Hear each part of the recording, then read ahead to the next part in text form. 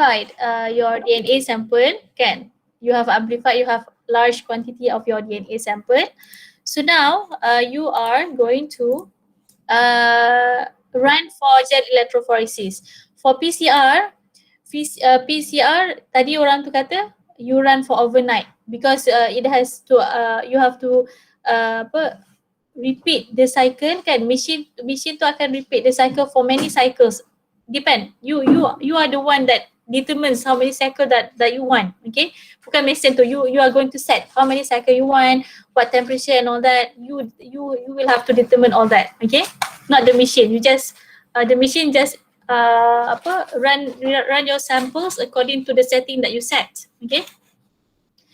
So after you have amplified your DNA samples, okay, through PCR, so now you are going to mana saya punya slide?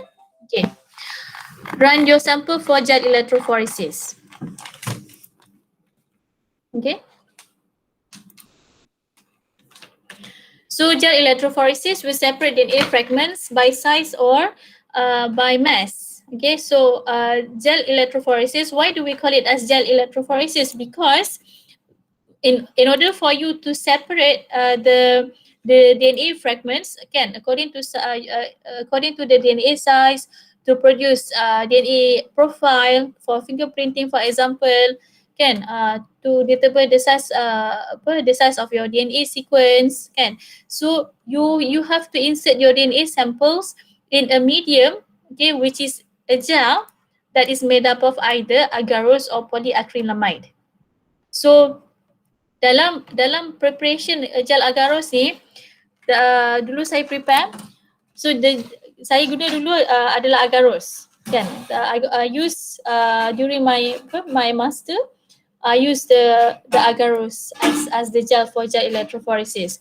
So dia memang macam serbuk lah, kan, serbuk yang awak bancur dengan dengan air at certain adalah dia punya percentage dia, and then you cool down, kan, the agarose.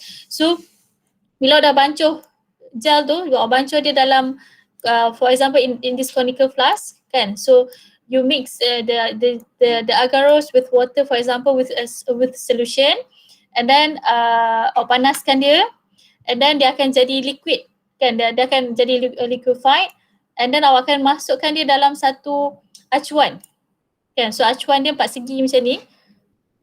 Dia tak besar pun, awak punya gel agarose ni, depending on your sample size lah. Kalau sample size awak banyak besar lah awak guna.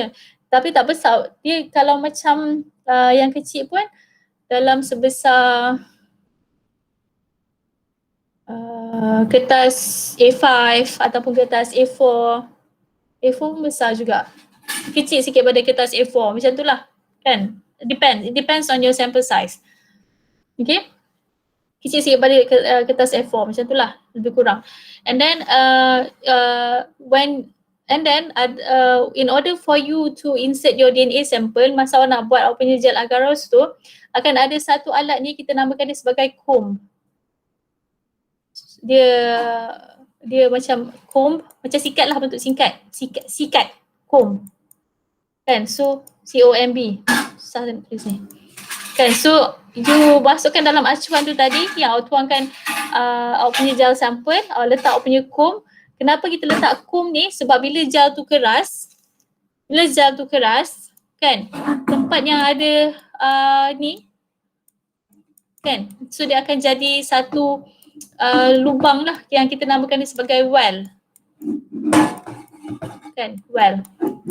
So bila gel tu dia dah keras, memang betul macam gel, macam jelly, okay. So after you have produced this gel, this is where you are going to insert your DNA sample. Tapi tak boleh nak insert terus. Awak kena letak dia dalam ada satu tank yang kita namakan dia sebagai Electrophoresis Tank. Okay, so this tank you are going to connect with electric source. So kat sini bercharge negatif, kat sini awak connectkan dengan anode. Ini cathode, anode. Mana? Saya tak terlupa. Mana negatif, positif? Sekejap. Cathode, negatif. Okay, anode positif. So cathode and also anode apa kenatkan dengan electric power. So in order for you to separate the DNA fragments, you have to current tu mesti dialirkan kan. Untuk mengalirkan current tu awak kena submerge, okay, submerge your gel in a buffer. So this buffer allows the current to be carry, okay, throughout the gel. So tanpa buffer, electric current tu tak boleh nak flow lah. Alright. So subjected to an electrical field, okay, so the higher the voltage, the more quickly the gel runs. But if the voltage is too high, the gel will melt and causing smear of DNA bands. Okay, smear tu maksudnya band tu tak cantik. Dia tak produce yang macam tadi ni. Bila ada smear, dia macam ada hitam-hitam kat sini, dia tak cantik. Dan smearing. So ada faktor lain juga yang menyebabkan dia smear. Salah satu faktor lain dia adalah your DNA is not fully purified. Maksudnya ada substance lain juga, ada protein lain juga dalam tu, kan? Ada protein yang akan contaminate awak punya DNA sample, kan? So you have to make sure your DNA sample is really purified, okay? So that you will not produce smearing in your DNA profile tu. Okay, so yang ini for you to run gel electrophoresis, you also have to really know that how long you want to run for gel electrophoresis. Dia tak lama pun, macam lebih kurang sejam macam tu kan. So if you go beyond the amount of time, sia-sia kerja awak. Sebab apa? Bila awak insert your DNA sample, when you run for your gel electrophoresis, DNA awak akan bergerak. Daripada dia punya source well, dia akan bergerak kan. Bila awak tak tutup mesin ni, awak punya DNA sample akan jatuh kat dalam buffer. Tak ada DNA sample pun nanti bila awak biar dia terlalu lama. Okay. So you have to know how long exactly you want to run for gel electrophoresis. Okay.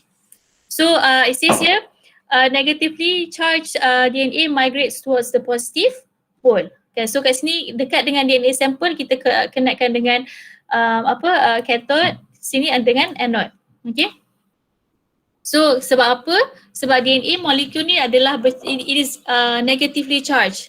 Kenapa dia negatively charged? Kena fahamkan balik structure DNA molecule. Structure DNA molecule, it consists of nucleotides. Nucleotide consists of phosphate, sugar, base. The phosphate causes the DNA molecule to be negatively charged. Phosphate group, ingat dia punya structure dia, ada phosphate dengan which is attached to hydroxyl group. Kan hydroxyl group, bila DNA ni in aqueous condition, the OH will release hydrogen ion into the surrounding. Okay, so the hydrogen ion causes the surrounding to be acidic lah. So that's why we call it as DNA, deoxyribonucleic acids. Okay, so because it is negatively charged. So DNA molecules kan dia akan travel daripada region yang bercharge negatif ke positif. It is attracted to this region, positively charged region here at the anode.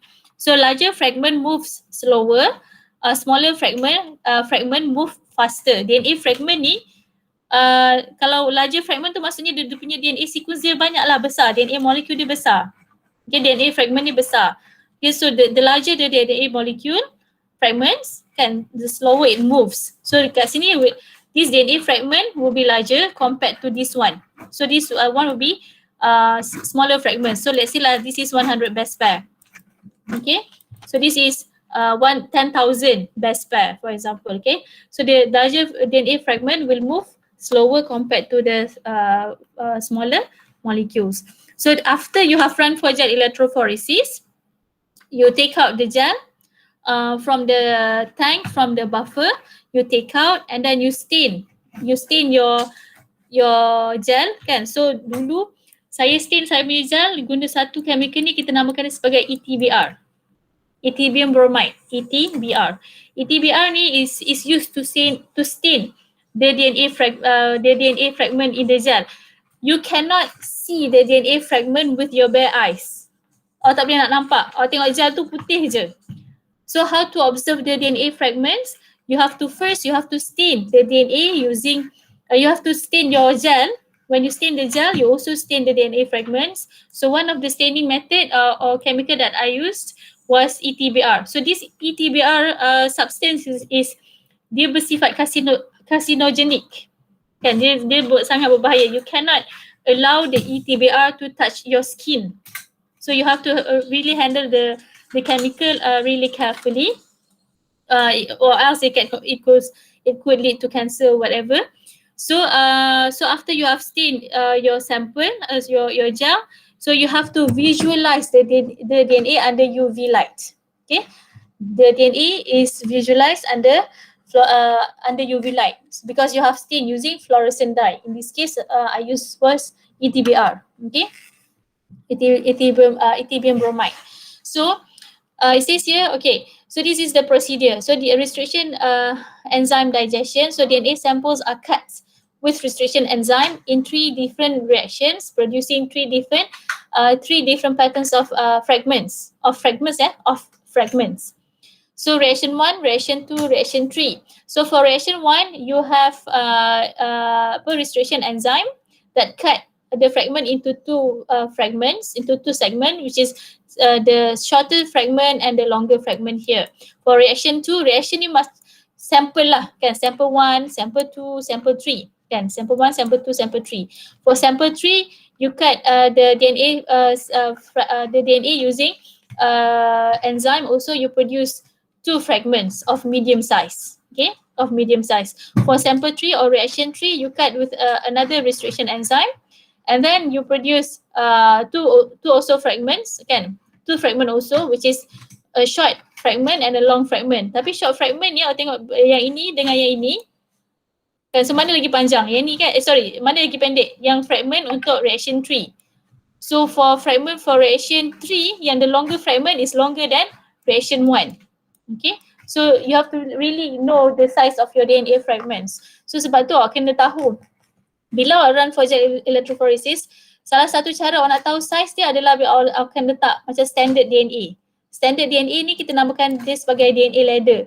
So DNA ladder ni dia akan ada known size of DNA. You know, kalau kat sini dia berapa size dia, kalau kat sini berapa size dia, dia ada dia punya standard bacaan dia kat situ. Okay, so you can compare your DNA sample with the DNA ladder to know what size is your DNA molecule. So you insert your sample, kan, sample 1, sample 2, sample 3 into the well of the gel. So ini gel lah, kan. So ini adalah electrophoresis tank. Okay, so this is the power supply that you connect with. Here is the cathode, here is the anode. You run, and then the DNA will travel through the gel, the gel according to their size. So the largest move slower, the shorter will move faster. Okay, along the gel. Okay, so dia akan create some kind of pattern lah kat situ, some kind of DNA pattern. So gel is stained with a dye to allow the fragment to be visualized, usually under UV light. Kan, you can you can observe the DNA sample under UV light ataupun ada mesin dia. So ada mesin dia yang awak letak, and then mesin tu akan connect dengan monitor. So daripada monitor tu, monitor komputer lah. So dia akan bagi daripada situ boleh ambil gambar awak punya result, kan, of the sample. So this is your DNA fragment after you have visualized under UV light. Okay. So ini adalah fragment lah. So reaction 1, kan, reaction 1, reaction 2, reaction 3. Awak tengok reaction 2, fragment ni lebih panjang daripada fragment yang ini, kan. So nampak bila fragment tu, so you produce the longer medium size fragment and the shorter medium size fragment. For reaction 1, you produce the longer fragment and the shorter fragment. Reaction 3, longer fragment and shorter fragment. Nampak shorter fragment untuk reaction 3 lebih kecil size dia berbanding dengan shorter fragment of reaction 1. Okay, so this is the DNA pattern that you produce lah. Ini yang this is the one that we call it as DNA profile lah, kan.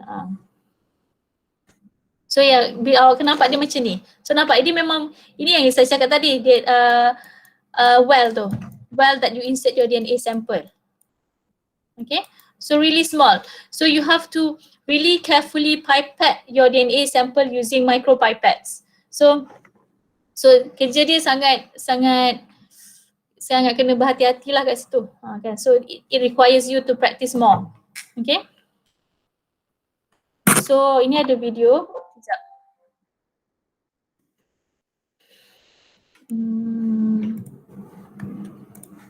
Kita tengok video ni kejap.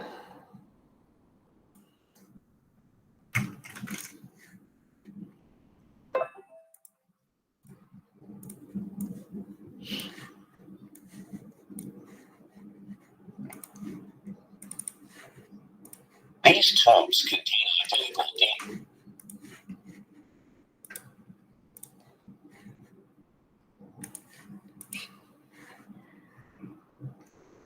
So I'm going to play the video. Hopefully you can hear and watch the video.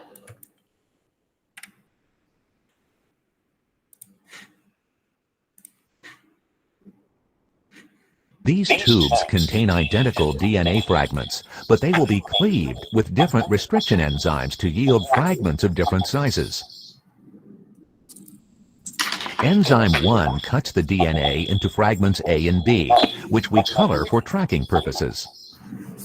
Enzyme 2 cleaves the DNA at a different recognition sequence, yielding fragments C and D.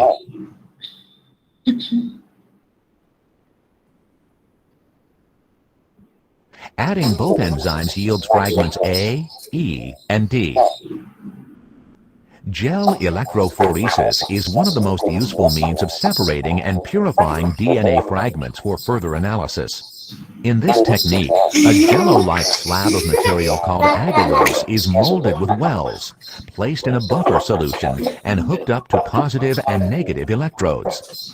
The DNA solutions, to which blue dye is added, are then pipetted into the wells. A well is also reserved for the placement of DNA of known sizes, and then the power supply is turned on.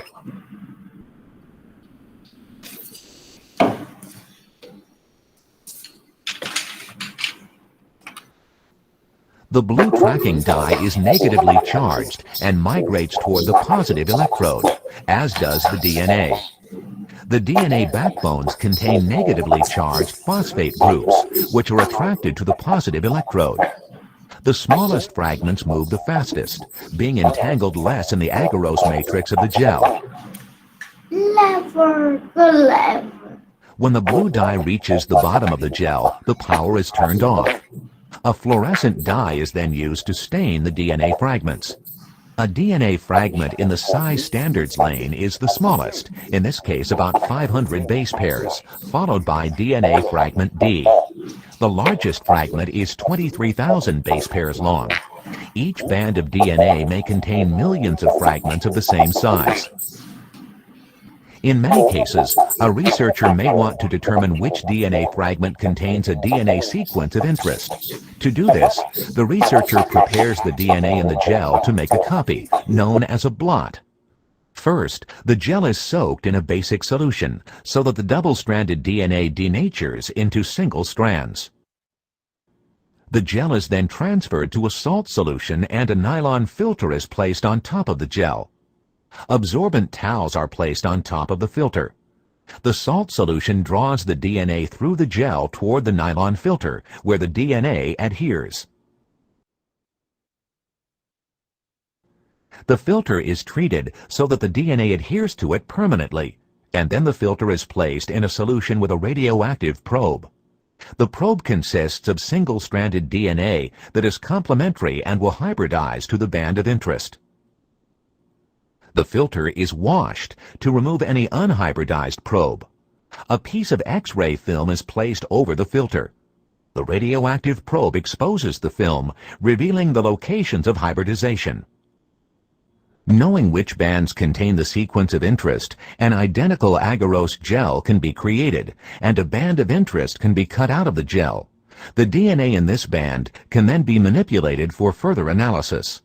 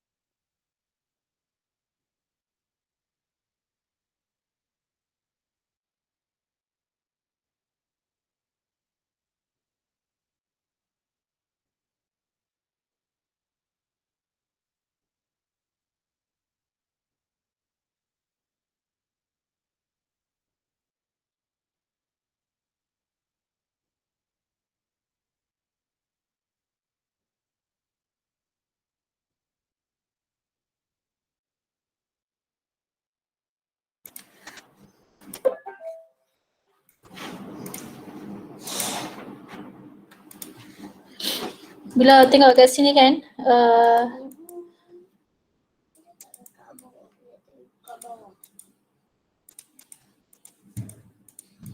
yang apa yang kita tengok ni sampai sini je sebenarnya yang awak belajar. Yang pasal blok-blok ni kita tak belajar sangat. Yang ni je sampai sini. Okay. So kalau if you look at this kan, so this is so this is yang well yang 1, 2, 3, 4 yang keempat ni kan is your standard DNA. So this standard DNA will tells you okay what is the size of your DNA fragment. You have to compare lah. Okay. So you have your sample 1, sample 2, sample 3 kan. So for the sample 2 for fragment C, okay, you know that the size is around 23,000. Okay, so 23,000 base pair for about lah the size kan. So maybe 20,000 sebab di bawah sikit. So fragment E ni kan, so the size maybe about 3,800, like something like that kan. So you know your the size of your DNA fragment by comparing with the standard DNA over here. So this is usually we call it as DNA ladder. Tangga, rupa dia macam tangga kat situ kan. Okay. So okay. So ya, lepas awak dah run tu you observe ada UV light kan. So you know you have to determine okay so which fragment do you want actually kan. So after you have you know the size of your gene, for example the size of your gene is around let's say lah the size of your gene is around this one, the E fragment kan, the one here that you actually want is the E fragment here. So you can't cut out your gel containing your DNA in the E fragment and then you can do further study lah. So further study can be yang tadi purpose recombinant purpose yang DNA library tu. You can do for sequencing, DNA sequencing to know the sequence of the DNA fragment kan. So after you know the sequence of the DNA fragment, you could do for gene cloning, whatever purpose that you want lah kan for your study. So so that is for gel electrophoresis. So so that's the end of chapter tu lah. Okay, so do you have any questions?